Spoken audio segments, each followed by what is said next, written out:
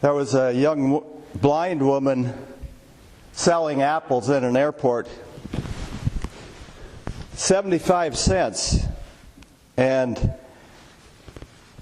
she sold a few as people came and went, until all of a sudden someone carelessly went by and knocked them all over, and being a blind lady, she had a terrible time. She was trying to pick them all up, and one busy traveler, a nice gentleman, stopped and helped her pick them up and got them all back where they belonged, and said hello to her and wished her well. And just before he left, she reached out and touched his face and said, "Are you Jesus?"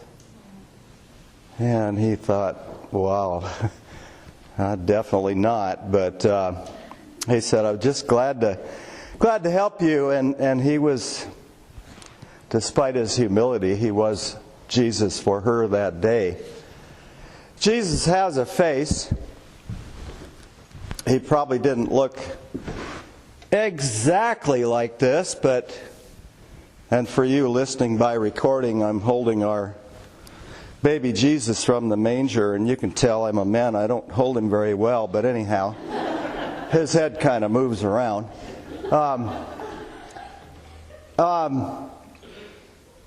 He came as a baby with a face, and having River here today reminds us of how little he was, although River's a few months old by now.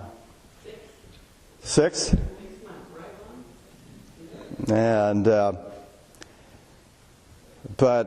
he became one of us. He went through all the things that children go through, and it was not exactly a birthing room where he came.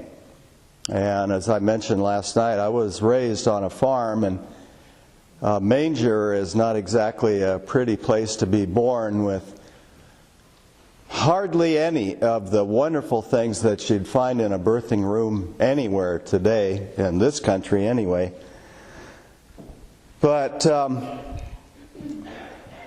he became that, as we know, so that we would know that He cares about us, and so that He's with us, and so that we know that God went through what we go through, and so that we can share that with others, that they might know Him. George Harley was a very successful medical missionary. In 1926, he got started in Mono, Liberia. He was successful only as a doctor at first, and I shouldn't say only. He treated patients daily, many of them. He came to a number where he was actually treating 10,000 patients a year. But he also would share Christ with them as he saw them, and he had a chapel, and he would offer Sunday service. But for 5 years, not one of the people that he met or treated came to his Sunday service. The first year he was there, he and his wife had a baby boy, whom they named David. And they loved this boy like you would love your own, and he was growing up there, and he was now 5 years old one day when suddenly Dr. Harley looked out and saw him running across the yard, and he collapsed. David, the boy, did. And he went out and tended to him quickly and discovered that he had some kind of tropical fever. And he being a doctor, he did everything he could for him, but the boy did not make it. And he and his wife were overwhelmed with grief and sadness, and they were 8,000 miles from home, and not the communication possibilities that we have today. And he very sadly fashioned a crude wood box to bury their son, and began to carry it to a place just outside the village where he could bury his only son. An old man in the village saw him carrying this box, and he asked him, "What's going on?" And he told him. And he said, "I'll help you carry the box." So he helped him, and they went out, and the hole was dug, and the box was placed in the hole. And Dr. Harley broke down sobbing uncontrollably. He just couldn't stop. And the old man with him looked at him in wonder and amazement and ran back to the village and shouted as loud as he could to anybody and everybody who would listen, "White man cries. He is one of us. He is like us. He cries." They hadn't seen him cry. They had only seen him take care of them.